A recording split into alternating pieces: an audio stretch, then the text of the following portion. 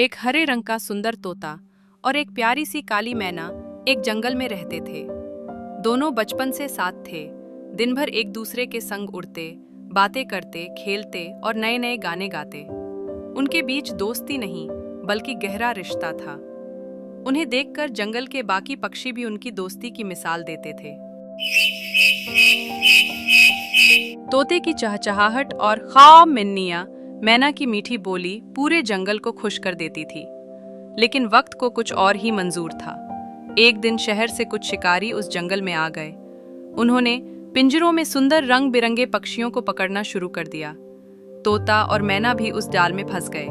दोनों को अलग अलग पिंजरों में डाल दिया गया। दोनों की आंखों से आंसू बहने लगे। मैना ने रोते हुए तोते से कहा, हमें कोई बचा लेगा ना? लेकिन तोता भी खुद मजबूर था, बस खामोशी से उसे देखता रहा। कुछ दिनों बाद तोते को एक बड़े से बाजार में बेच दिया गया। वहां उसे एक छोटे से पिंजरे में बंद कर दिया गया। वो दिन भर उसी मैना को याद करता रहता, जिससे उसकी दुनिया थी।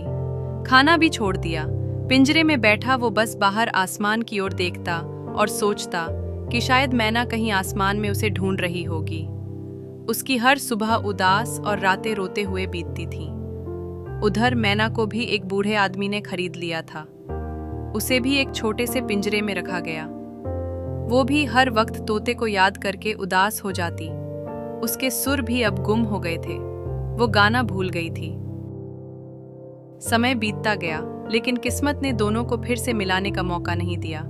दोनों अलग अलग जगहों पर एक दूसरे की याद में तड़पते रहे।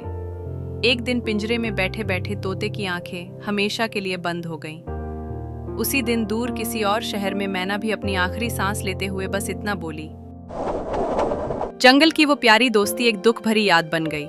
कहानी अधूरी रह गई, जो आज भी उस जंगल की हवा में गूंजती है।